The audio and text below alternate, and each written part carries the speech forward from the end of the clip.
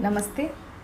मुद्रा के क्रम को आगे बढ़ाते हुए चलिए आज हम बात करते हैं एक और इफेक्टिव योग मुद्रा के बारे में, जिसका नाम है अपान मुद्रा।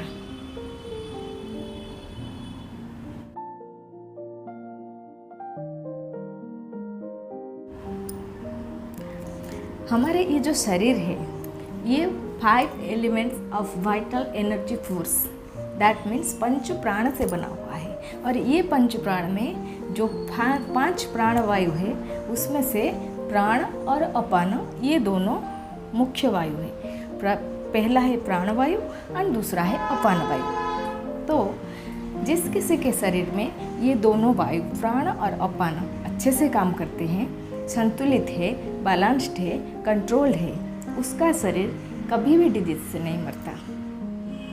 तो आज हम इस अपान मुद्रा के जरिए जानते हैं कैसे हम अपान वायु को अपने शरीर में कंट्रोल करें। According to Atharvaveda, if you can control your prana and apana skilfully, then you have a disease free life for more than 100 years. अगर हम ये अपान वायु के प्रैक्टिस के थ्रू अपने शरीर में ये वायु को कंट्रोल करें तो हम 100 साल तक डिजीज फ्री लाइफ जी सकते हैं। पुराण में एक ऋषि के बारे में एक स्टोरी है। वो ऋषि थे च्यवन नाम के। जो च्यवन ऋषि बूढ़ा हो गए थे और वीक हो गए थे, तो उनको अपना यूथ वापस मिला था। किससे? देववैद्य अश्विनी कुमार से। तो ये देववैद्य और कोई नहीं, ये प्राण और अपान ये दोनों वायु है। पुराण में इन दोनों वायु को देववैद्य कहा गया है।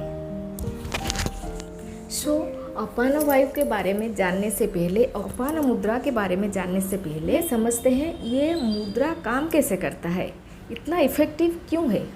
It is said that there are thousands of energy pathways running through our bodies. तो ये जो 1000 एनर्जी पाथवेज हमारे बॉडी में रन करते हैं, मूव करते हैं, जिसको हम नाड़ी बोलते हैं, इनका एंडिंग सब फिंगर टिप्स में है। ये सब नाड़ियों का एंडिंग ये फिंगर टिप्स में है। तो by putting our finger tips together, तो जब हम ये फिंगर टिप्स को ऐसे होल्ड करते हैं, पकड़ते हैं कुछ देर तक continuously for a longer period of time, we can create a different energy field. ये डिफरेंट एनर्जी फील्ड हम डिफरेंट मुद्रा के थ्रू क्रिएट कर सकते हैं कंसिस्टेंटली, अगर हम इसको करें तो ये डिफरेंट एनर्जी फील्ड जब क्रिएट होता है तो ये हमको पॉजिटिव एनर्जी देता है, स्ट्रेंथ देता है। अपान मुद्रा के प्रैक्टिस से पहले जानते हैं इसका फ़ायदा क्या क्या है। अपान मुद्रा प्रैक्टिस करने से हमको क्या फ़ायदा मिलता है। ये मुद्रा स्पेशली लेडीज़ लोगों के लिए बहुत ज़्यादा बेनिफिशियल है, क्योंकि ये मुद्रा के प्रैक्टिस करने से रेगुलर जिसका भी मेंस्ट्रुअल साइकिल में कुछ भी प्रॉब्लम है, पीरियड में इरेगुलरिटीज है, वो सब नॉर्मलाइज होता है। ये मुद्रा नॉर्मल डिलीवरी के लिए बहुत ज़्यादा इफेक्टिव है।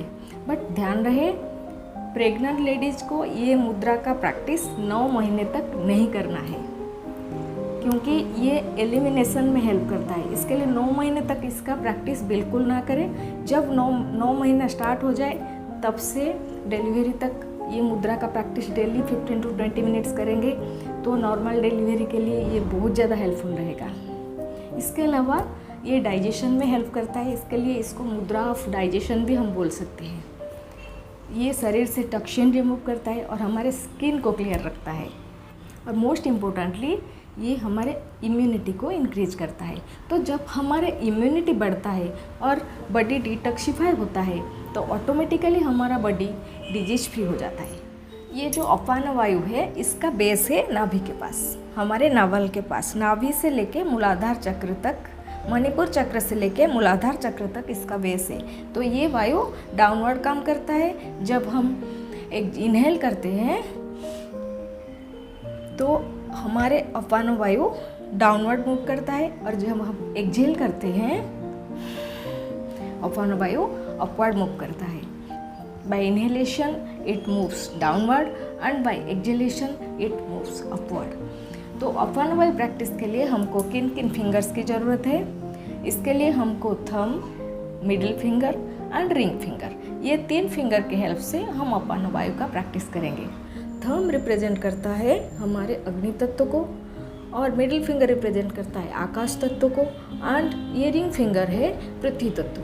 तो जब ये तीनों तत्व fire element, Akash element and Prithvi element, अग्नि तत्व, आकाश तत्व एंड पृथ्वी तत्व, ये तीनों जब एक साथ आते हैं तो ये एक डिफरेंट एनर्जी फील्ड क्रिएट करता है हमारे शरीर में।